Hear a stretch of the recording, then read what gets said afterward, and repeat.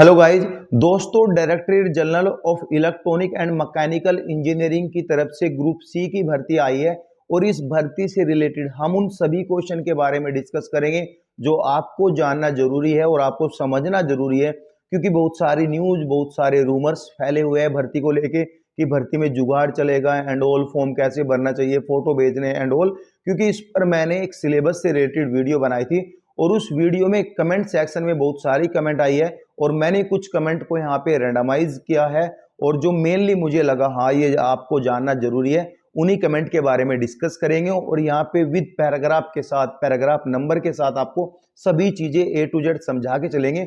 और यह वीडियो देखना आपको बहुत ही जरूरी है अगर आप इस भर्ती का फॉर्म फिल करना चाह रहे हैं। सो गाइज, हम यहाँ पे क्वेश्चन स्टार्ट करते हैं। पहले मैं आपके साथ क्वेश्चन डिस्कस करूंगा कि ये सभी क्वेश्चन होंगे और इन सीक्वेंस में आपको जवाब मिलेगा, ठीक है।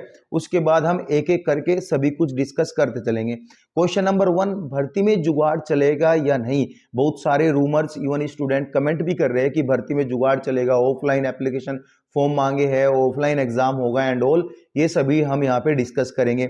नंबर 2, फिजिकल किस किस पोस्ट के लिए होगा, क्योंकि बहुत सारे स्टूडेंट यहाँ पे क्वेश्चन पूछते हैं कि एमटीएस भर्ती के लिए भी फिजिकल होगा, एलडीसी के लिए भी फिजिकल होगा, क्या हमें वो सब कुछ करना पड़ेगा जो यहाँ पे फिजिकल में डिटेल दी गई है, वो मेडिकल होगा या नहीं होगा, उसके बारे में भी हम डिस्कस करेंगे। नंबर 4 क्वेश्चन है जो कि बहुत इंपॉर्टेंट क्वेश्चन है आप लोगों के लिए, कास्ट सर्टिफिकेट कौन सा लगेगा अगर एससी एसटी ओबीसी कास्ट की वैकेंसीज नहीं है, क्या आप जनरल कैटेगरी में फॉर्म फिल कर सकते हो, अगर भरना है तो कैसे भरना है, किस स्टेट से आप बिलोंग करते हो, सभी ए टू जेड हम चीजों पर डिस्कस करेंगे। नंबर 5 क्वेश्चन है, क्या हम एक ही यूनिट में 2 एप्लीकेशन फॉर्म डाल सकते हो, क्या हम सभी यूनिट में अलग अलग एप्लीकेशन फॉर्म भेज सकते हैं या नहीं, ये भी हम बात करेंगे।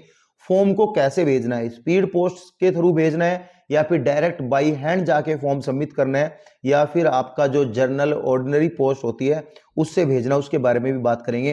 क्या सभी स्टेट के एप्लीकेंट इन फॉर्म को फिल कर सकते हैं, क्योंकि यहाँ पे बहुत सारी चीज दी है, हिलिंग एरिया एंड ऑल सभी कुछ दिया हुआ है, क्योंकि ऑलमोस्ट भर्ती ज्यादातर देखी जाती है यूपी स्टेट में ही है ऑलमोस्ट सेंटर इसके, तो उसके बारे में भी हम डिस्कस करेंगे। नंबर 8 क्वेश्चन है जो आपको 2 फोटो भेजना, उस पर कोई सिग्नेचर एंड ऑल वो भी करना है या नहीं करना है, और एग्जाम सेंटर आपके कहाँ होंगे इसके बारे में भी हम बात करेंगे, फिजिकल आपको कहाँ पे देना है उसके बारे में भी हम बात करेंगे। तो सभी चीजें ए टू जेड यहाँ पे ये कॉम्बो वीडियो है और आपको सभी चीजों का सॉल्यूशन यहाँ पे मिल जाएगा। आपका कोई डाउट रहता है तो आप कमेंट पिन कर सकते हो, मैं उस पर भी ये वीडियो बना दूंगा।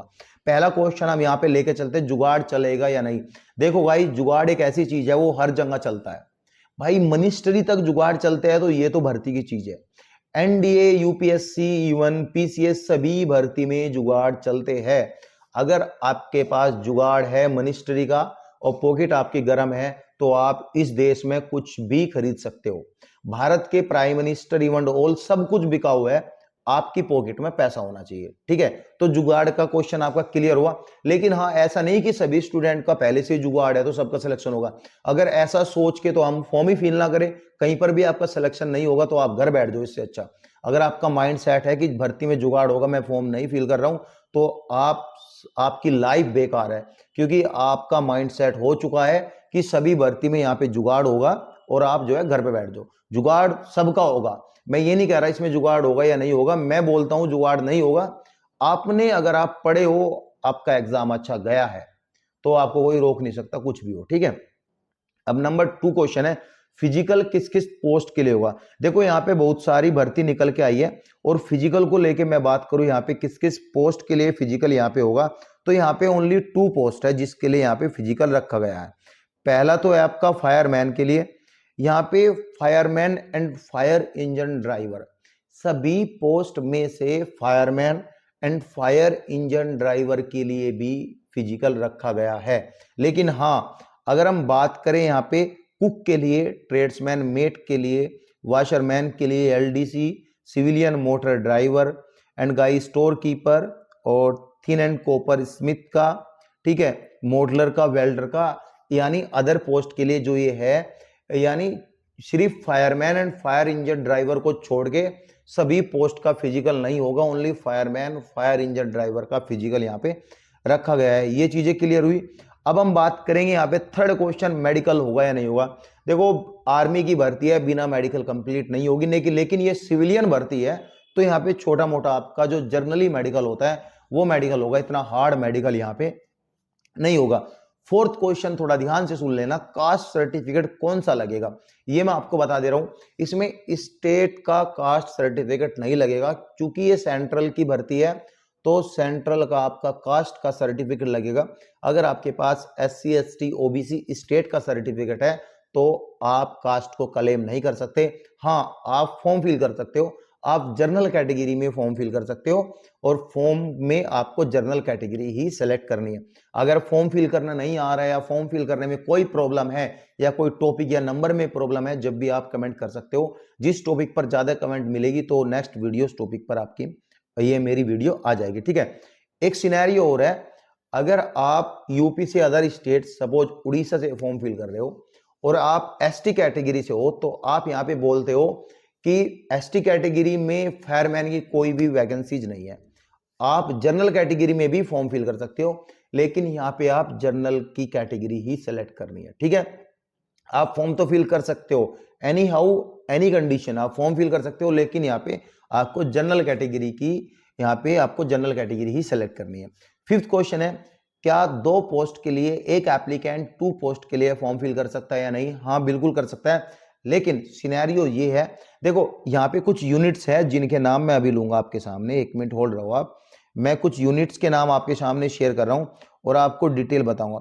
देखो सपोज करो commandant 515 army base workshop Ulsoor Bangalore Karnataka में भर्ती आई है, या फिर हम कोई दूसरी वर्कशॉप ले लेते हैं यहाँ पे, commandment 512 army base workshop Kirkee Pune Maharashtra में जैसे भर्ती आई है।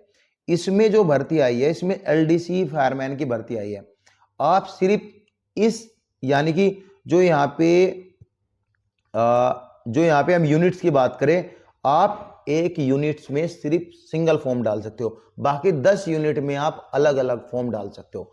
एक यूनिट में एक फॉर्म, एक पोस्ट के लिए फॉर्म डालना है, ठीक है। अगर आप मेरठ में फॉर्म डाल रहे हो, बेंगलुरु में फॉर्म डाल रहे हो, अदर किसी स्टेट जैसे मेरठ, कैंट, आगरा में भर्ती है, तो दोनों में आप अलग अलग फॉर्म डाल सकते हो, यानी सभी यूनिट में अलग अलग फॉर्म डाल सकते हो। एक यूनिट में 2 फॉर्म आप फिल नहीं कर सकते हो, ठीक है। ये चीजें आई समझ में। अब हम बात करेंगे नेक्स्ट क्वेश्चन जो हमारा है, फॉर्म को कैसे भेजना है। देखो फॉर्म क्लियरली लिखा है, आपको स्पीड पोस्ट फॉर्म नहीं भेजना है, डायरेक्ट बाई हैंड भी आपको फॉर्म नहीं देना है। यहाँ पे जो नॉर्मल पोस्ट होती है ऑर्डिनरी, वही आपको यहाँ पे आपको भेजना है, ठीक है।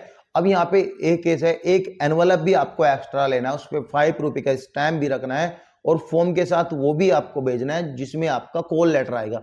इसमें गवर्नमेंट आपसे ना कोई पैसा चार्ज कर रही है, और ना वो फॉर्म आपका एडमिट कार्ड भेजने के लिए कोई पैसा खुद लगा रही है, क्योंकि जो एनवलप आप भेजोगे उसी में ही आपका एडमिट कार्ड आएगा। अगर वो एनवलप आप नहीं भेज रहे हो तो आपका एडमिट कार्ड नहीं आएगा। अब हम बात करेंगे नेक्स्ट क्वेश्चन की, कि ऑल स्टेट फॉर्म फिल कर सकते हैं या नहीं। कुछ यहाँ पे यूनिट सिनेरियो दिया हुआ है, वो सिनेरियो क्या है वो भी जान लेते हैं। सिनेरियो में यहाँ पे कुछ हिली एरिया के नाम दिए, इसमें स्टूडेंट बहुत ही कंफ्यूजन है, क्या हम उस स्टेट से फॉर्म फिल कर सकते हैं या नहीं। ये तो मैं अभी आपके साथ वो सिनेरियो भी शेयर करूंगा। देखो इसमें ऑल ओवर इंडिया से आप फॉर्म फिल कर सकते हो, लेकिन यहाँ पे जो स्टेट के नाम दिए हैं कि ये स्टेट है, सपोज करो स्टेट की बात करें, हम यहाँ पे बात करते हैं Assam, Meghalaya, Arunachal Pradesh, Mizoram, Manipur, Nagaland, Tripura, Sikkim, Ladakh, division of Jammu and Kashmir, ठीक है। यहाँ पे जो ये डिवीजन है, यहाँ पे अंडमान निकोबार है, हिमाचल प्रदेश है, एंड यहाँ पे लक्षद्वीप है।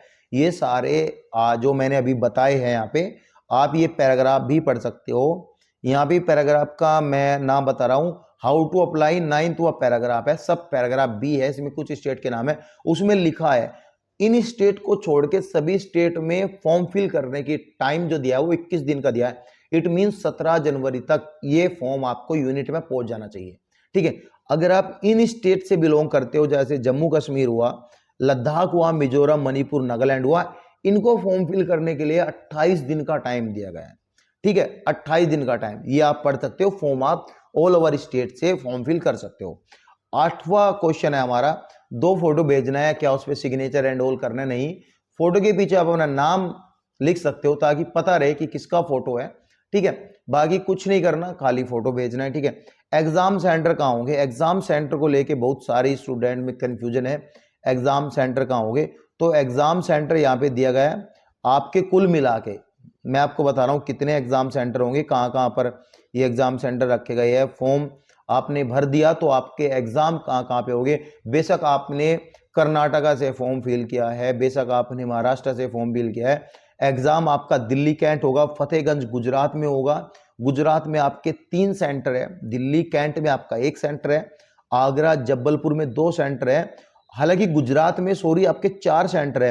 देखो गुजरात, जबलपुर, आगरा, दिल्ली कैंट ही आपके सेंटर है और कहीं आपके सेंटर नहीं है। इसमें लिखा है जो यूनिट्स है महाराष्ट्र के लिए गुजरात में होगा, तो ये सब चीजें नियर बाय यूनिट्स में यहाँ पे लगा के लिखा गया है, ठीक है। ये सब चीजें हैं और आपको अगर फॉर्म फिल करना भी है तो आप ध्यान से फॉर्म फिल करना, रिस्क मत लेना छोटी छोटी चीजों का, बाकी सब कुछ अच्छा होगा। पढ़ते रहो, नोट्स जो है आज शाम को 9 बजे से मिलना स्टार्ट हो जाएंगे। थैंक यू गाइज, फिर भी कोई डाउट हो तो कमेंट कर देना। Thank you so much.